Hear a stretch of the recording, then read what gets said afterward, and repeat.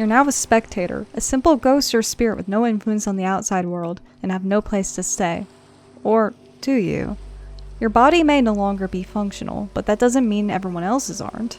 See, in Minecraft, you don't just have the option to be a wandering spectator, you have the ability to spectate from someone else's perspective. To be clear, this isn't just a matter of following the exact movements of another being to see what they're doing. You are looking through their eyes, as shown from when your eyesight changes when you possess certain mobs.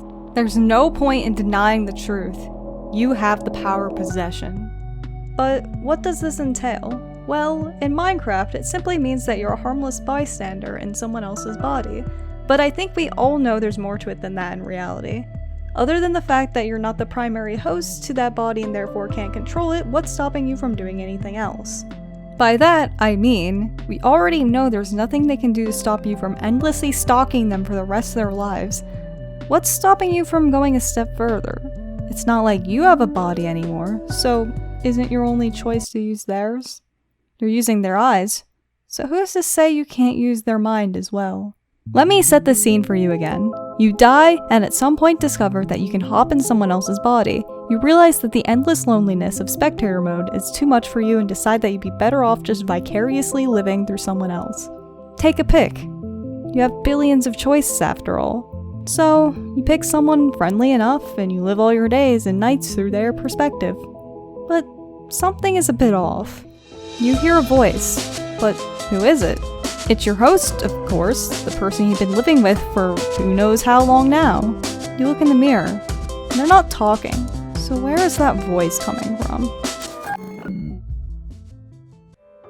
Eventually, you begin to realize it's been so long since you've heard yourself talk that you start forgetting what you used to sound like. But there's someone else's voice who's all too familiar. Before you know it, it's hard to distinguish your own thoughts with your host. Every waking moment of your existence is theirs, so there might as well be no difference, right? Feelings become more vivid. Feelings become more comfortable. Everything feels more alive. Who am I? Was all of who I was just defined by arbitrary experiences in a random body and life that I was assigned that I had no control over?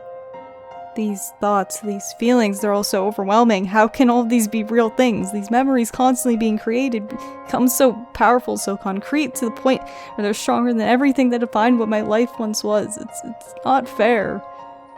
I just wanted another chance. I didn't want to completely lose myself. I had a family, I had friends, I had my own full life. I don't have it anymore.